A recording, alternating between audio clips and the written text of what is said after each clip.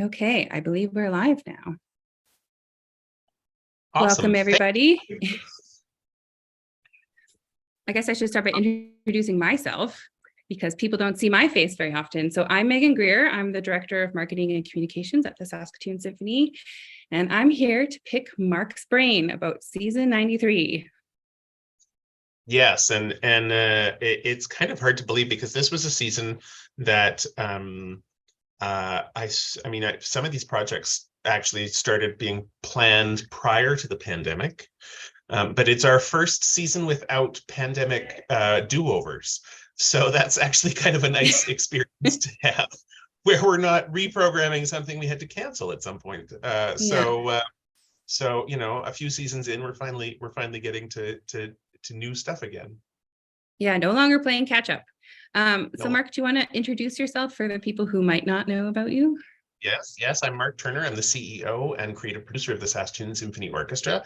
I have been here 9 years now. This is my 10th season that I get to produce this fall, and it's been really exciting to be able to bring this to life, particularly because I think that this is the best season the SSO has ever programmed. And I don't say that every year. I said it this past year, and I stood by it then, and I thought it was brilliant then, and I think next year's is even better. Well, I might also be biased, but I agree. Sure. Let's jump in. Yes, let's. So go ahead. Oh, yes. Thank you for putting together this visual presentation for us as well.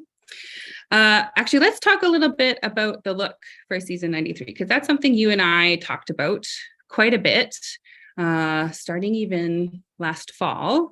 Your words to me were you wanted electric, you wanted vibrancy, you wanted movement, and I think we captured that. You definitely did capture that. When I said electricity, movement, excitement, and colorful, you really got what I was going for. So yeah, it's a good part of my job, I have to admit, is translating Mark. Yeah, bringing your vision to life. So I'm glad I caught that. And I would also like to point out that this year we kept big music for big emotions. And why was that important to you?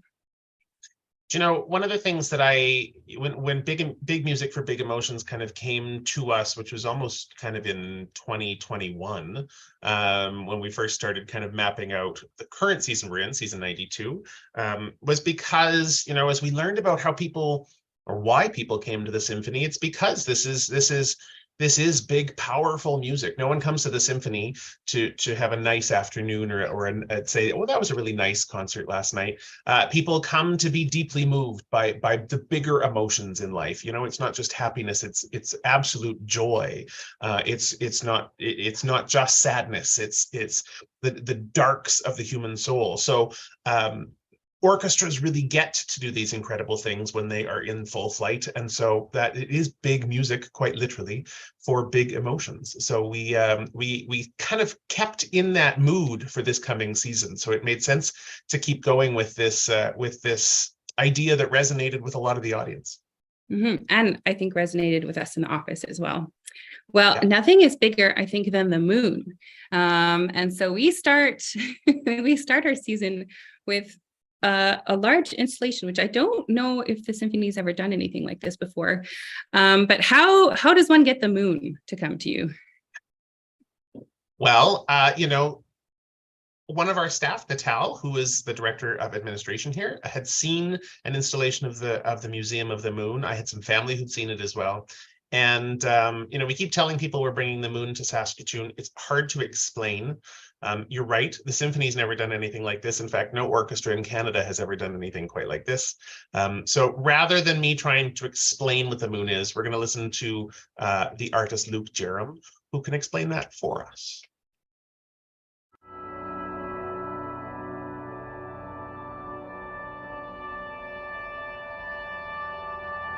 We choose to go to the moon in this decade and do the other things, not because they are easy, but because they are hard.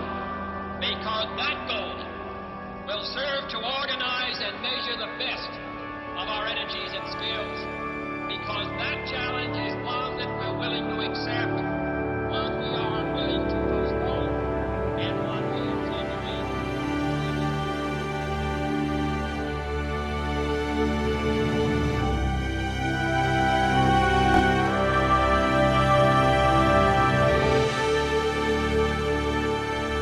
middle of the day and it's beautiful sunny day outside, but in there it's dark, kind of blue. It feels like nighttime. Got families lying down, just watching it with their kids. It's a very different atmosphere to the outside world right now. As I came in, my first reaction was, wow, absolutely wow. And then also the surroundings of the Great Hall, and to see the people all enjoying themselves and finding it interesting. I didn't expect to see people laying on the floor, just chilling out, which is quite nice. The idea behind the Museum of the Moon actually came from living in Bristol. Bristol's got the second highest tidal range in the whole of Europe. So there's a 13-metre gap between high tide and low tide, and it's the moon that's making that happen. The amazing thing about the moon is it acts as a cultural mirror. So every culture has different stories and mythologies and stories to tell about the moon. The more you let your eyes just sit and focus on it, the more it looks real. It was amazing. You thought it was amazing, did you? Yeah. Why did you think it was so amazing? Because there was aliens. Because there were aliens. And it was very exciting and a very uplifting visual experience. It was really big. Was it? What did you like about it? It had lots of craters on. Did it? And what did it feel like when you were underneath? It felt like it was falling on us. Did it? Did it really? I thought it was very peaceful and calming. I think it's absolutely beautiful. I think it's got this incredible, there's such a simplicity to the idea, but it's got this amazing imposing nature, and it's just exquisitely delivered. I think it's a great piece. It's the fact they've got the imagination going, it's fantastic, you know? It's really good. I actually saw aliens. You did see aliens, okay. She saw the earrings.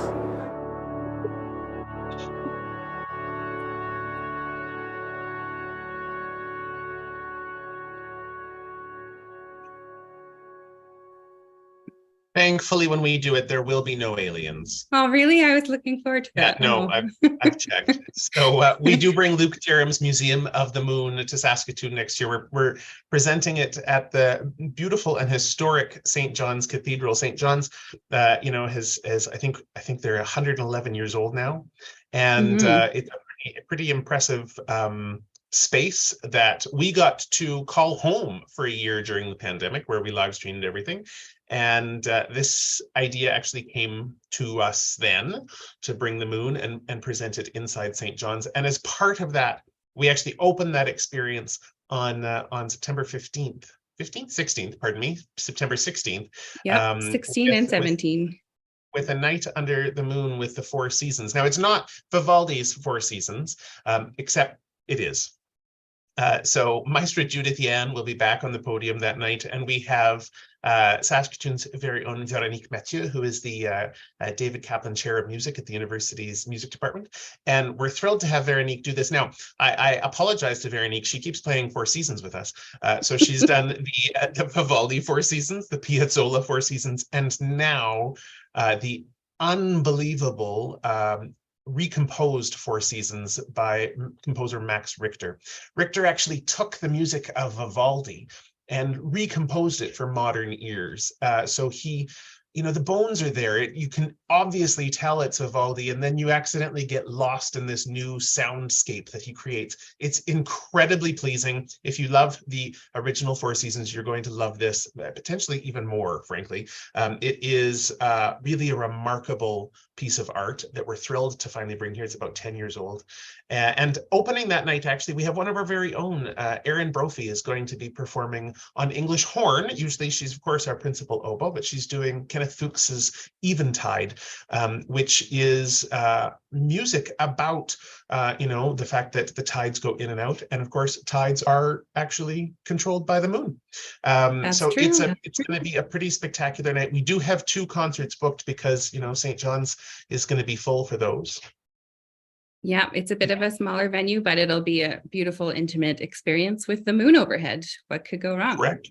And then keep watch this summer, because we'll probably be announcing a few more surprises with the moon. So yeah, we've got a couple of things that are in the works, and some things we can't quite announce yet. There is going to essentially be some music under the moon every single night that week, but the moon will actually be open to the public throughout that entire week from the 16th all the way to the 23rd.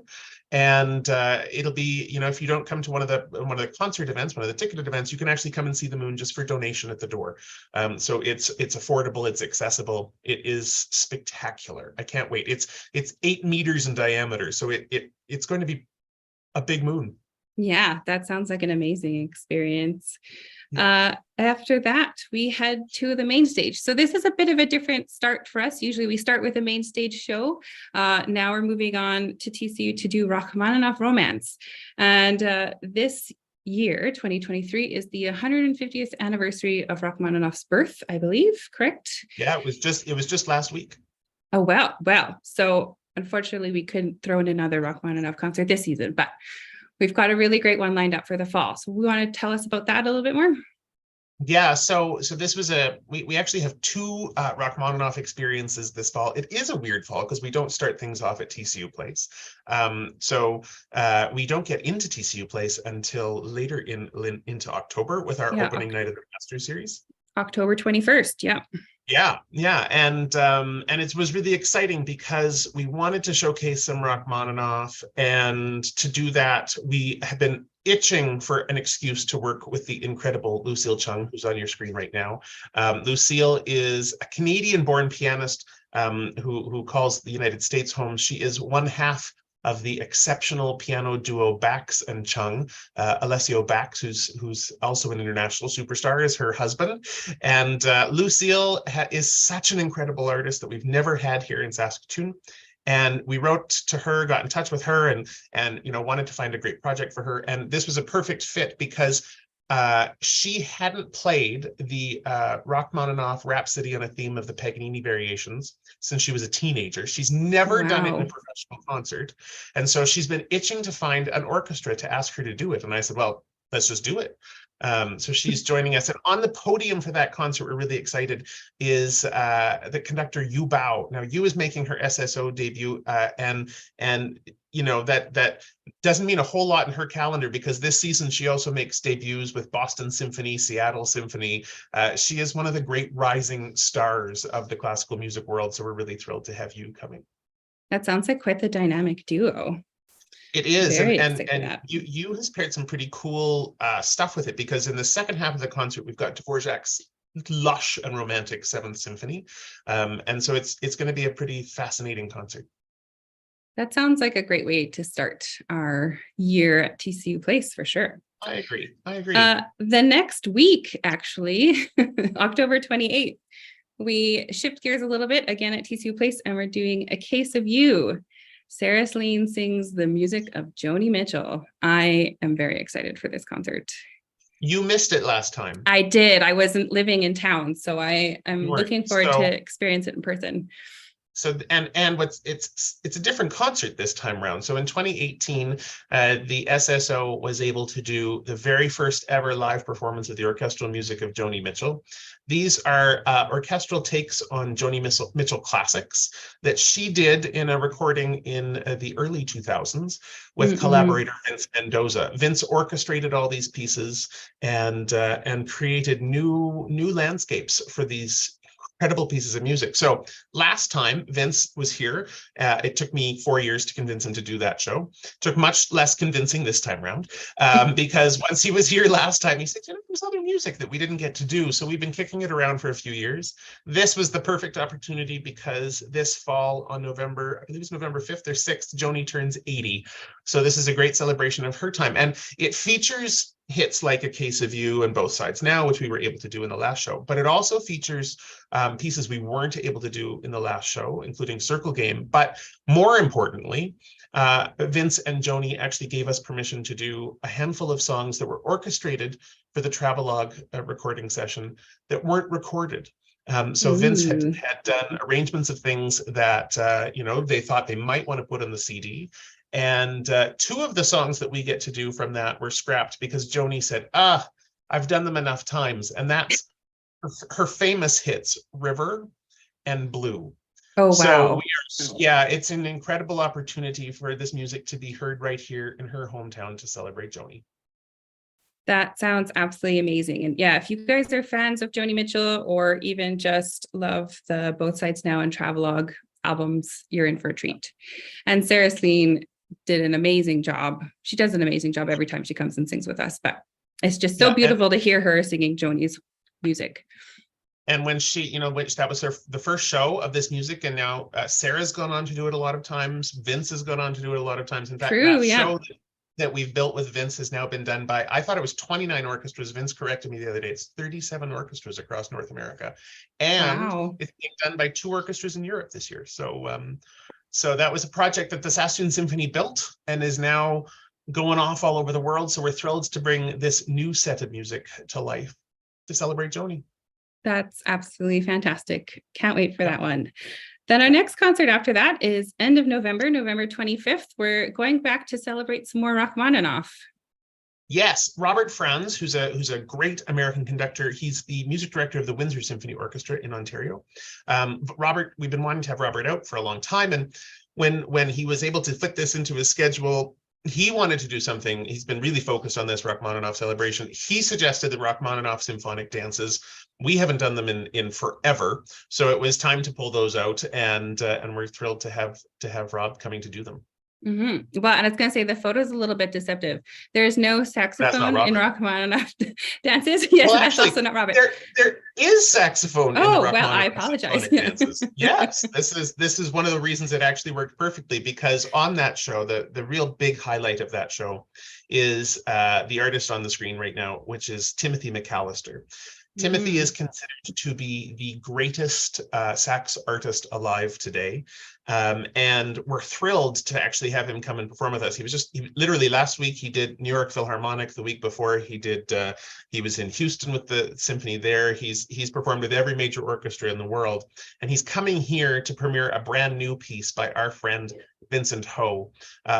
Vince's music has been on our stage a lot in my time here at the SSO. He lives in Calgary. He's one of the brightest lights in Canadian classical music. It's so energetic. It's so lively.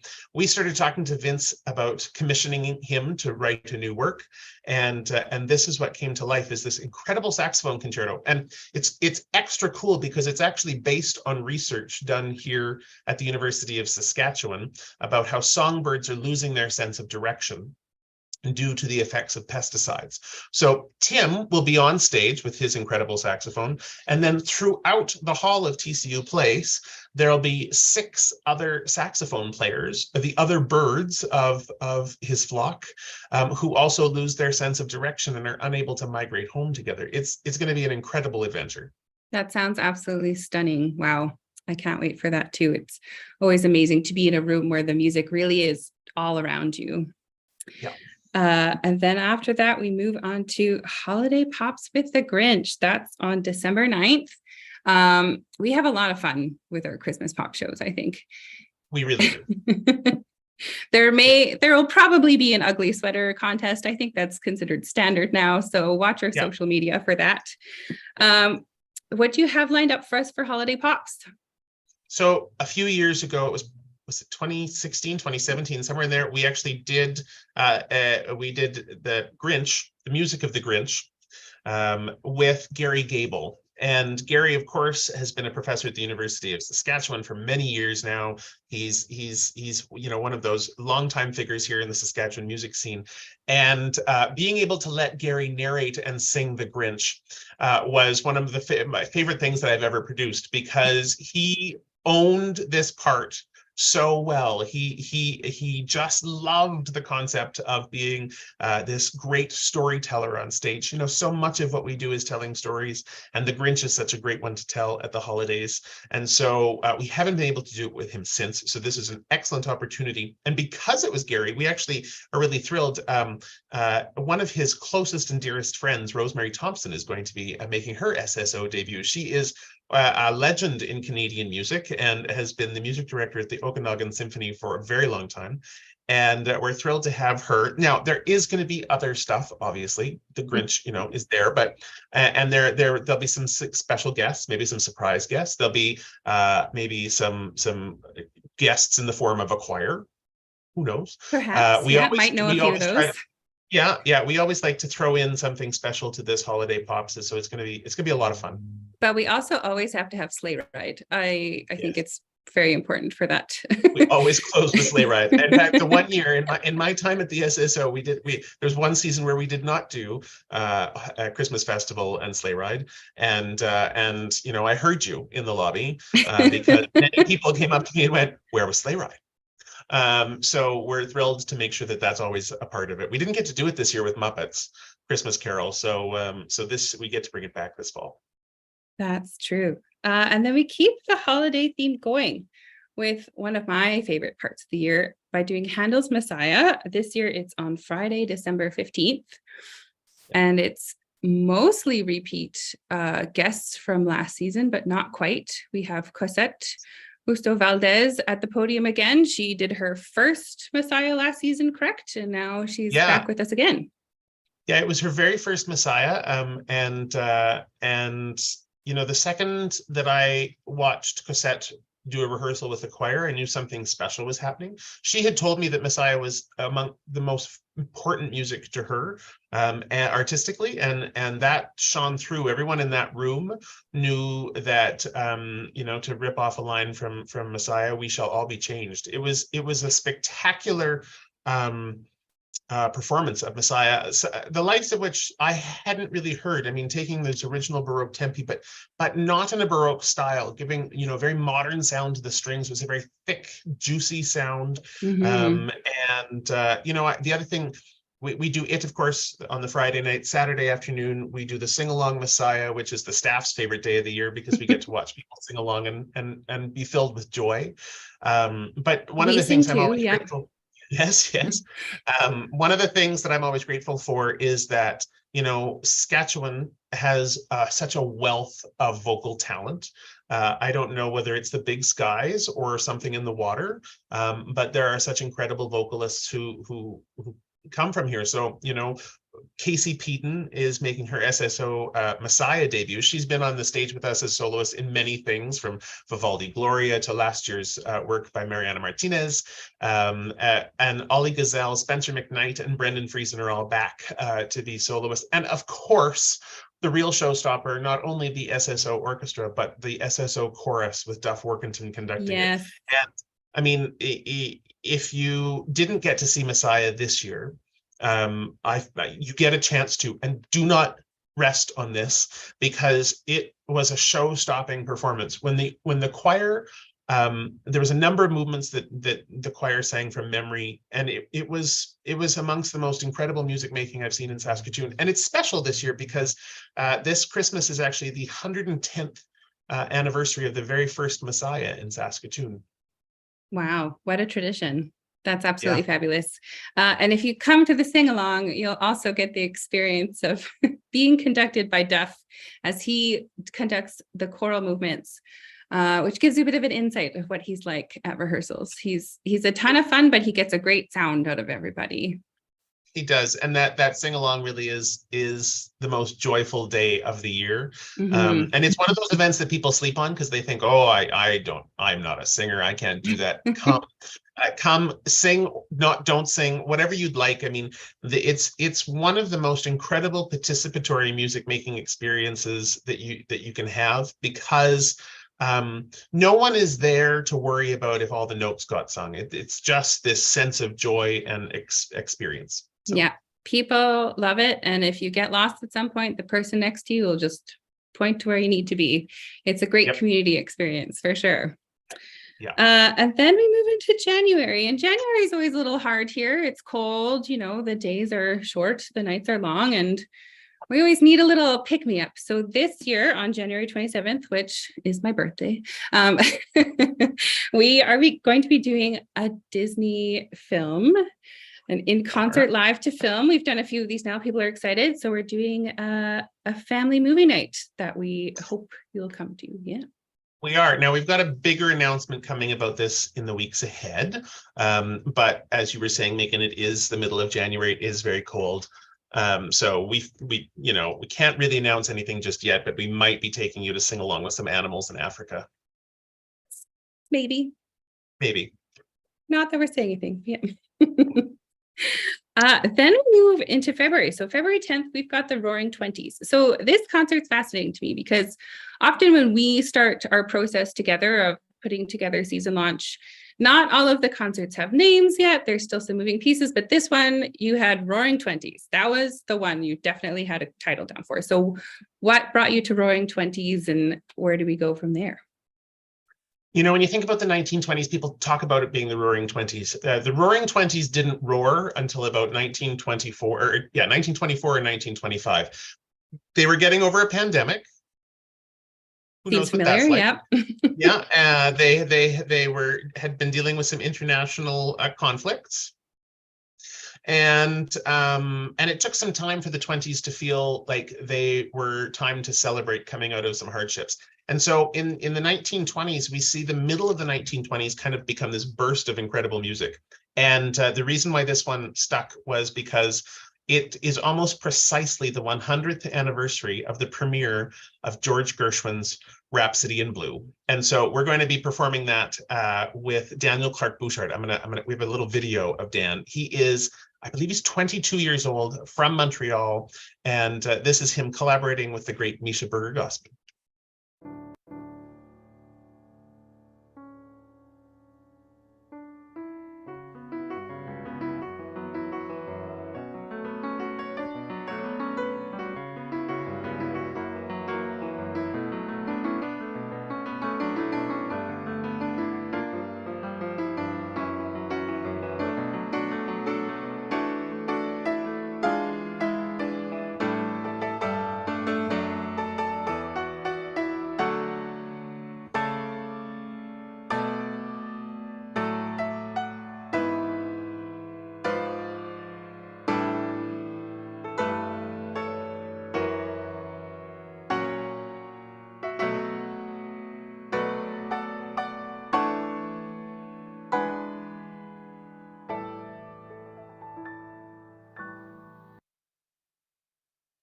Wow. Danny's been performing for a long time, right? He got famous when he was 9, and he was a regular guest on the Ellen Show. And he is spending most of his time nowadays actually studying and focusing on classical music. But in those early days, he actually studied jazz with the great Oliver Jones. So he's done a lot of work in the jazz idiom. And so Rhapsody in Blue was the perfect melding of worlds for him. And he's joined by Melanie Leonard, who's returning after many years. She was first here, gosh, I think it was 2016 on our podium. And we try to have Melanie back every single season. And as happens, you sort of juggle and try to get people on the podium and at the right time. And it's not, and it has never worked scheduling wise for Melanie. So we're thrilled She's to have busy, her back. yeah. She's always busy. And she's paired an incredible concert with it. So it features not only the Rhapsody in Blue, but also Gershwin's American in Paris. Oh, lovely. Yeah, and an incredible symphony by Samuel Coleridge Taylor. Coleridge Taylor was one of the great Black composers, and his music is sort of having a new renaissance. We're thrilled to be able to give his Afro-American symphony a first Saskatoon performance. It's an incredible work that I can't wait. You know, people are going to come for the Gershwin, because who doesn't love Rhapsody in Blue? And you know, once you hear American in Paris, you're all going to be singing Everybody Knows It's Slinky, but because that's where that theme song came from. But the Coleridge Taylor piece is stunning, and that's what people will remember long after this concert is over. That's definitely the one they'll be talking about on the way out the door. Yeah. I feel like you have a very good track record of programming pieces that are having a renaissance, or pieces that need to be brought to life. So it'll be very exciting to hear one of those works that just doesn't get its due. Yeah. And then we switch gears, I would say almost completely. We moved to Constantinople on February 25th. And we had Constantinople here, was it 2 years ago now? A year and a half? It was the fall of 2021. Right. Yes. And I have been fascinated by their music for years, and so that was our first chance bringing them out here. Mm-hmm. And when the chance arose again, this was too good to pass up. This particular concert is called From Seville to Isfahan, and it actually kind of focuses around 15th and 16th century Spanish music. It was the golden age of Spanish music, but it was also the golden age of Persian and Central Asian music. So Constantinople is a Persian Baroque group, and they're teaming up with Accademia del Piacere, and who focus on Spanish music to bring us something like this.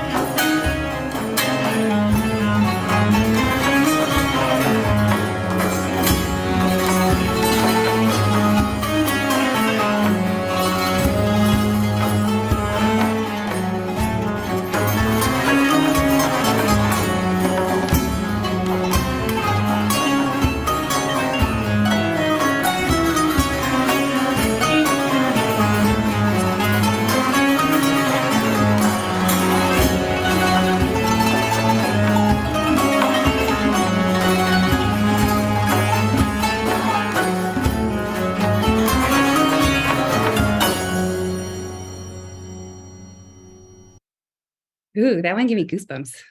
Right? It's going to be incredible. That's amazing.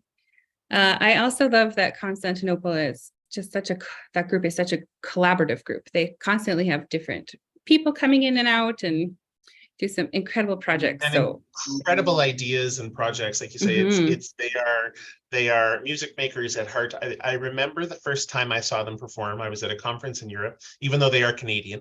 So that's how often Canadian musicians see each other is at conferences elsewhere.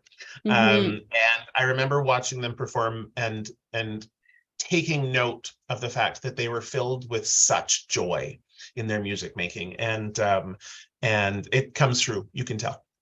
Definitely. Well, then we have another really incredible collaborator, at least I think. Kenan Azmi comes to join us, and that is on March 2nd at TCU Place. The first time I heard Kenan perform, I was kind of spellbound. And I had the opportunity to actually see him again a year or two later, where he collaborated with Dinuk Gujaratni, who's actually here this week to conduct the SSO.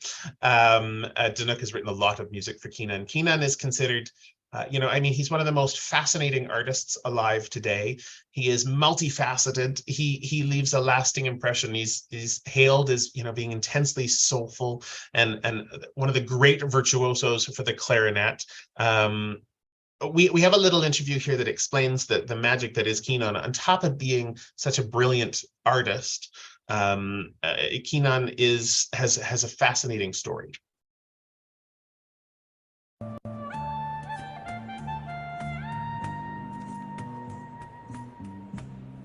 Playing music has become the main tool for me to express myself. And it's quite amazing when you play in front of an audience. For me, it's like you're standing on the top of a mountain sharing with strangers your most intimate secrets. And there's something very empowering in that. As a Syrian, I was not able to write any music for a whole year between 2011 and 2012. That's when the Syrian uprising began. Because I felt I was experiencing emotions that were by far more complex than what I was able to express with music. Then after a year of being silent, I reminded myself that making music is also an act of freedom. And if the whole uprising in Syria began because people wanted to express their opinion, then I have a tool through which I can express my own opinion. We had a mini performance with the Silk Road Ensemble. I joined the ensemble about 5 years ago. In music, language is never a barrier. Even within the same community, everybody's an individual, Once you embrace how individual everybody is, then the cultural differences do not matter anymore. We're all meant to interact. That's what humans do anyway. So that's how I see things overlap between being a Syrian, being in New York, but also feeling that the whole world is a home. I'm born in Damascus, Syria, studied music and electrical engineering. I got my master's from the Juilliard School, and then I did my doctorate at the City University of New York. And then the city sucked me in like it does to lots of people. I lead 2 bands, and I tour as a soloist and then as a composer, and also as a member of the Silk Road Ensemble. Home is the place you feel you want to contribute to without having to justify it. For me, that's a real definition of home. Home for me has always been Syria. I've been here for 16 years. The first time I felt at home, away from home, it was a very tricky feeling. I remember I was invited to a Thanksgiving dinner, and part of me felt guilty. You know, like, am I supposed to feel this way or am I not? Am I betraying my original home if I feel at home elsewhere? But then you realize, actually, it's great if you feel at home in a variety of places. That's a much better idea than saying, you know what, this is home and everything else is out of my comfort zone.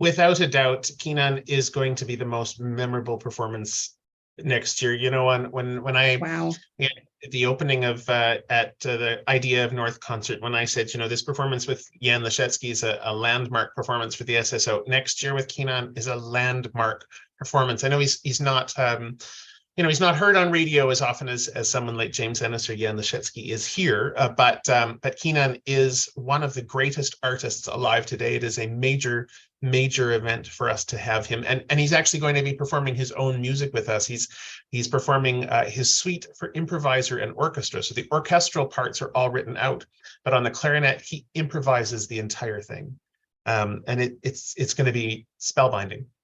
That's absolutely amazing. I mean, I keep saying I'm looking forward to it, but I am really looking forward to all of these. And, you know, I guess that would be a hard concert to conduct. So you can't just have anybody on the podium for that one. Yeah, and so Cosette Husa Valdez is back for that. You know, when she was here for these concerts this year, we really found a groove and wanted to explore that. She is a fascinating collaborator with jazz artists, with improvisers. She does a lot of work with the jazz bassist Esmeralda Spalding. And so we're really excited that she's here for that. And we have a few announcements about that concert still to come. So the rest of the repertoire is we're just securing something, so there's some time still, but if it all works out, it's going to be such an incredible night. Yeah, that's just going to be so special. And then our next concert is special, but for very different reasons. So on March 23rd, we have our Sask celebration, and you alluded to earlier, there's something in the water here. There is something really special about Saskatchewan artists, and tell us how you're going to showcase them in our Sask celebration. Well, we showcase 4 incredible Saskatchewan artists. Now, Veronique Mathieu, the artist in front of you now, she's an import. Of course, Veronique's originally from Quebec, but she's here in her role as the David Kaplan Chair of Music, and such an incredible violinist and a phenomenal teacher. So we really wanted to be able to have her on stage, where she's going to be doing the Sibelius Violin Concerto, which is, you know, if you're a diehard violin concerto fan, it's been a long time since that's been on stage with us.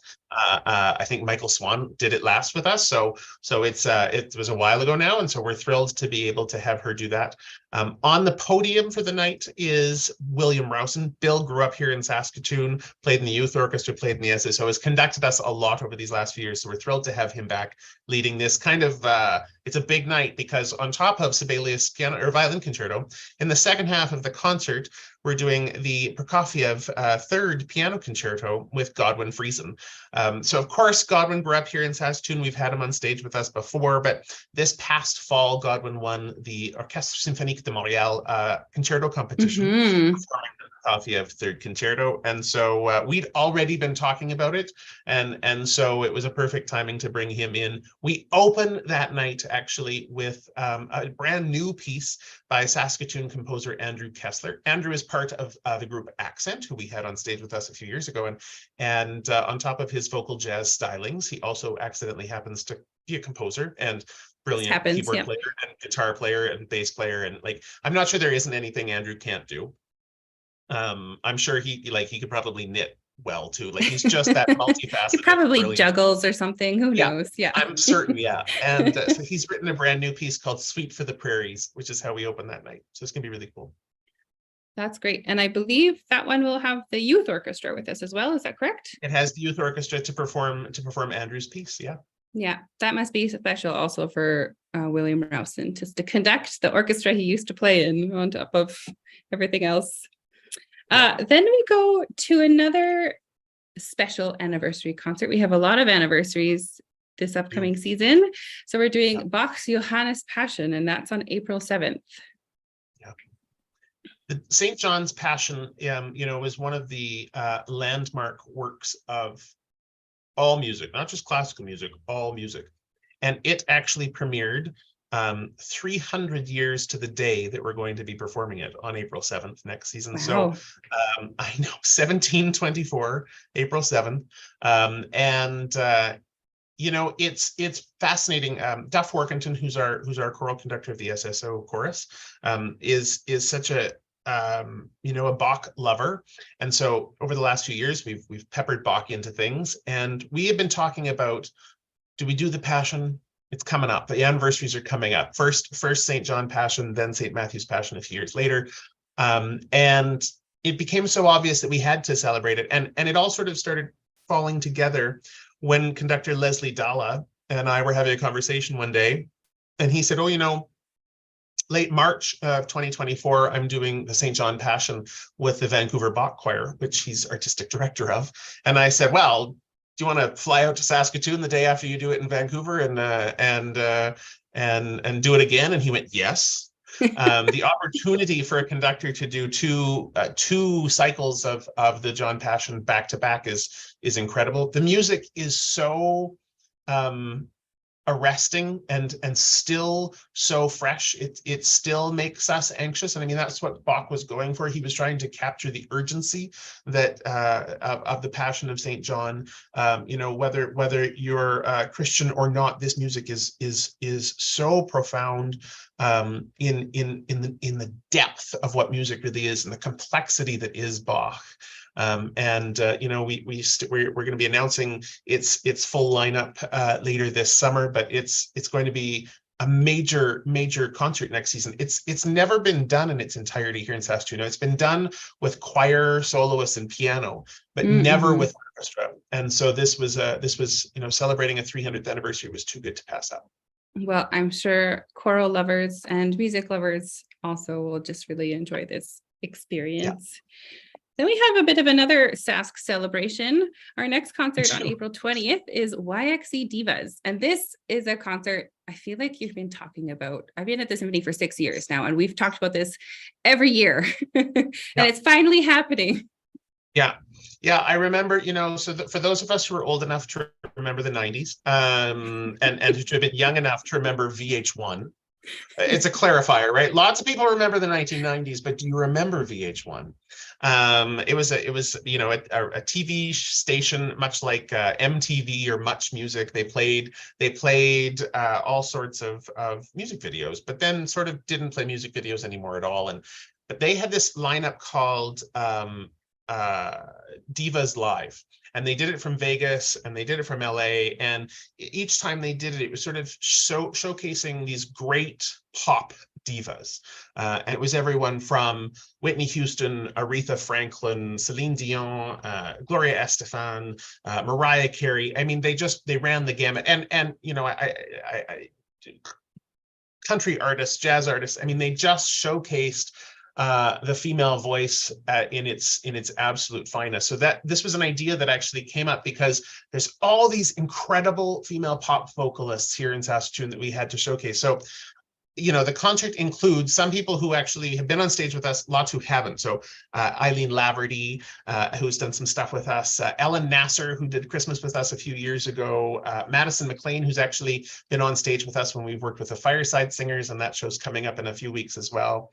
And we also have Lindsay Knight, Equal the rapper. We have Fallon Baptiste, who collaborated with us a few seasons ago. These are incredible artists that we're so thrilled to showcase. And one of them that we're going to be showcasing that night is Elise Evangelista. And Elise grew up here in Saskatoon, moved away, studied, did all sorts of performing, is actually back here in Saskatoon. And I said to Elise, we have to get you on stage. We're going to give you a little preview of what Elise will bring to the stage. When the rain is blowing in your face and the whole world is on your case, I could offer you a warm embrace to make you feel my love. When the evening shadows and the stars appear, and there is no one there to dry your tears, I could hold you for a million years to make you feel my love. I know you haven't made your mind up yet, but I will never do you wrong.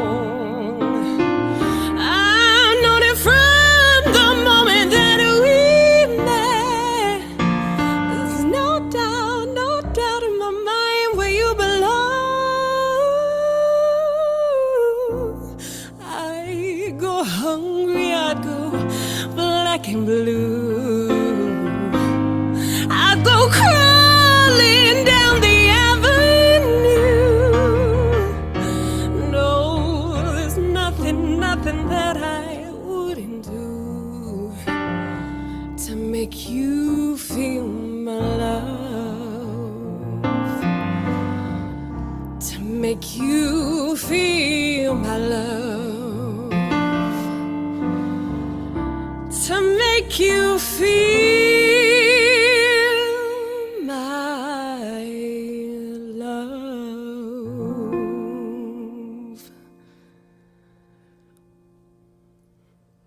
Oh, it's going to be incredible. Oh, that's stunning. Wow.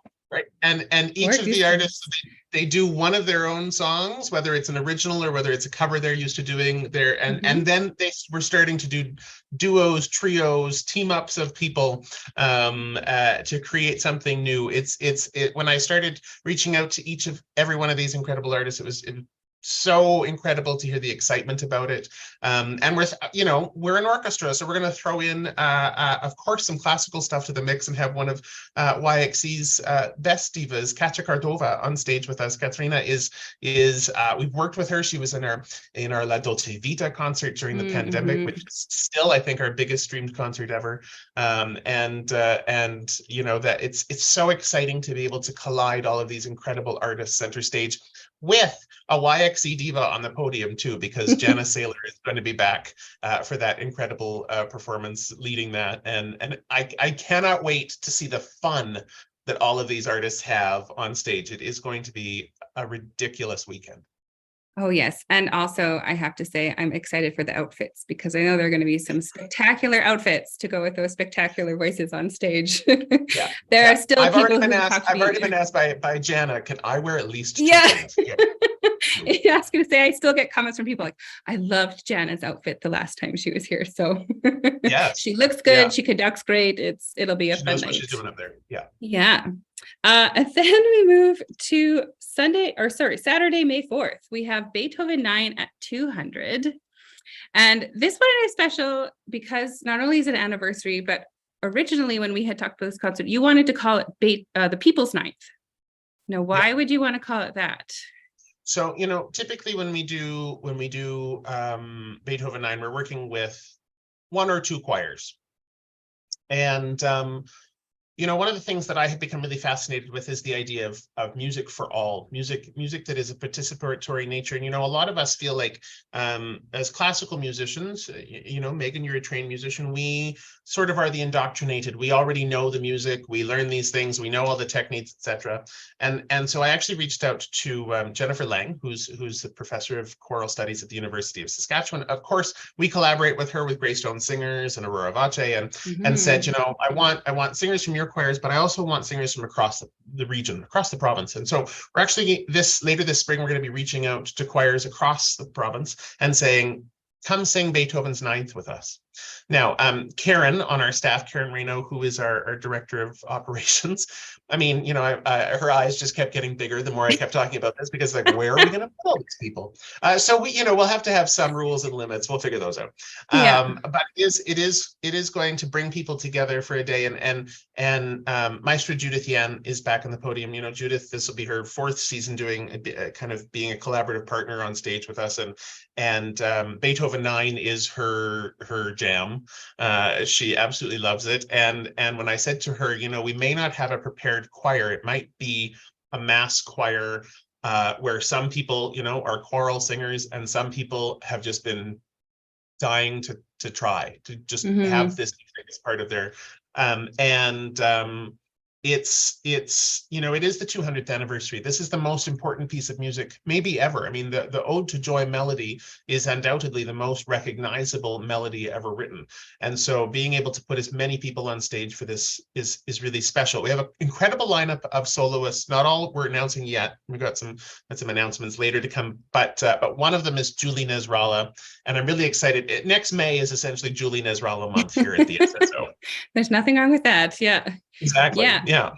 So I mean, I love Julie. She is the, what is it? The girl in the chair with the big hair, the chair, CBC radio. She is, you know, I think for a lot of people, the voice of classical music in Canada, not only as a singer, but just as how she educates us and shares with us. And last May, we were very fortunate to have her come do a special concert for some of our patrons. And that kind of snowballed, because then in the fall, we recorded an album with her. And then now we're going to do a concert for everybody. So yeah, this was an idea. Julie and I have been really good friends for over a decade, and had never actually worked together. I am very privileged as a collaborative pianist and as a producer. I've gotten to work with a lot of my friends and become friends with a lot of the people I get to work with. Julie and I had not yet worked together. I've had this idea though in the back of my head to get her out of her classical idiom and into something a little bit jazzier. So I pitched this idea of torch songs, and we brought Saskatoon's Paul Sukin on. Paul is an incredible composer right here in town, and said to Paul, you know, these are Julie's favorite songs in the idiom of torch songs. Can you create something for us? And Paul went away and created these little musical masterpieces that, yes, they're jazz, but they incorporate, you know, there's moments of Prokofiev, there's moments of Sibelius, little quotes for the classical music fans in Julie's world. We then, went into the studio, recorded it, which was a very cool process. Jana Saylor was involved in both the original and then the recording, and is back on stage with us for this. This is a little taster from when we did it last spring, and it was just so much fun. Romeo loved Juliet. Juliet, she felt the same. When he put his arms around her, he said, "Oh, Julie, baby, you're my flame. Thou givest fever. Love me and leave me in luxury's lap. Hop when I holler, skip when I snap. When I say do it, jump to it.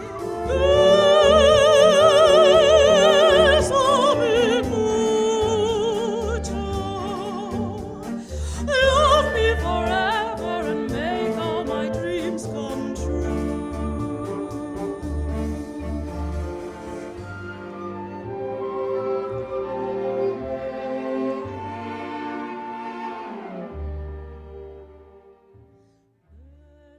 I'm so thrilled that we get to actually share this with a bigger audience. And on top of, you know, the album comes out later in 2023. On top of this performance, Jana and Julie are actually touring this show across Canada with multiple orchestras over the next year. So when it finally gets back on stage here in Saskatoon, it's going to be quite the celebration of an incredible year for them and for us, bringing this show to life. You know, I'm really proud of a show like this. We have the last few years been really focused on the idea of creation and artistic creation, and from that Joni Mitchell show to the work we did with Accent to bring that show to life, the work we've done with people like Ellen Nasser and Eileen Laverty and Jeffrey Straker, and to be able to bring these ideas to life in Saskatoon is really special, and it speaks volumes about how incredible the orchestra is. We are so lucky to have musicians like this in our community who make this a better place to live.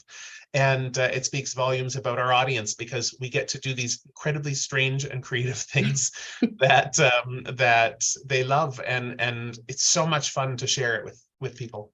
Yeah, and they keep coming back. We love hearing from our audiences. We always get such great messages on social media, in person, over email, phone calls. We love all the great joy people get from sharing music with us, and we feel the same. For the people who did watch the show with Julie and who have seen the concert film on concertstream.tv, just a little plug there to our streaming platform, the concert that we're going to have next May is not the same. So there'll be new stuff in there. No. Yeah, there's quite a bit of new music. There's one song in particular that I cannot wait for people to hear. Julie was trying to pick out the rest of the songs to add to an album and flesh out a few things and change around a few things. And she was kind of stumped. We needed one more up-tempo ditty, and I just had my phone, which I often joke on my radio show that I'm a musical carnivore. I consume pretty much everything from 16th century Spanish music with Constantinople all the way to like brand new rap and R&B. And I had this song come on. I don't know that I'd ever actually stopped and listened to it before.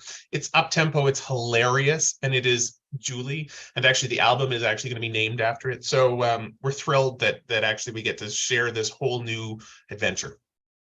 That is fabulous. And that is going to be just an incredible season. I mean, we still have some great concerts coming this season, but you can start buying for season 93 now.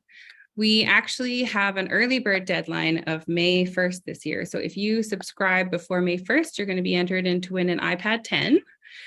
You also get the benefit of having discount ticket packages, and we have some people who are very attached to their seats. So we'll make sure that you get your seat, because people who come to our concerts at TCU know where they like to sit, and not everyone agrees on where the best sound is, but everyone has their opinion on where their favorite spot is. So the best way to subscribe, honestly, is just to go to our website, saskatoonsymphony.org. If you click on the big banner that says season 93, it'll take you to a page that shows you all of the pieces we've talked about today. There's a Google form where you can fill out which pieces you want, and then our wonderful office staff, Talant, will get back to you. He's not only does he work in our office, he plays in the orchestra, so he's also very talented. Or you can give us a call. Our phone number is 306-665-6414. And yeah, you only need to pick 4 shows to have a subscription package. That's the starting point. But you could make a subscription package with everything in it. And I'm biased, but I think you should. There's going to be so much great stuff coming starting next fall. So we really look forward to having everybody in the room with us again. I think coming out of our COVID season, where we were streaming only, to being back having an audience in the room has been a big feelings for us. It's been really special to have those experiences again. But we kept streaming as well. Yeah, those big emotions. It really is been really emotional to see everyone's faces again and have new faces. And I think since we've been streaming, we've also had a lot of people who have come to us in person for the first time. And we know that our concerts are for everyone. You don't need to know anything about classical music to enjoy our concerts, but if you want to get your foot in the door, we're on concertstream.tv, and you can take a peek at some of the things we do and figure out that you like it all for yourself. So yeah, well, thank you, Mark, for taking the time to chat with me today, because there's a lot of stuff to go through, and we're at an hour, so I guess that's all, unless there's any parting messages you want to give to us today. No, I think it's, I mean, I often see people who come to the symphony, the the sense of community that you feel when you wander through the audience and, meet people who are there for the first time, meet people who have been subscribing since, the 1960s. One of the recent concerts had a couple come up to me. They started subscribing in the early 1960s and just after their first few months of dating, and have been together ever since and have been in those seats since 1968 when that all opened. So it's such an incredible place where everyone from all walks of life in Saskatoon can come and if you're not able to come in person, I mean, streaming isn't just about getting to watch from home. It's about making music accessible to everyone. And even if you can't afford the subscription, of course, throughout the year, we do our summer festival in August where all of our films from this year are going to be available for free viewing. So we're really thrilled to be able to share music with as many people as possible. Yeah, that's the best part about working for the Saskatoon Symphony, for sure. Well, thank you, Mark, and thank you everyone for watching live and everyone who's going to be watching later. We hope you have a wonderful day and we look forward to hearing from you soon. Thanks.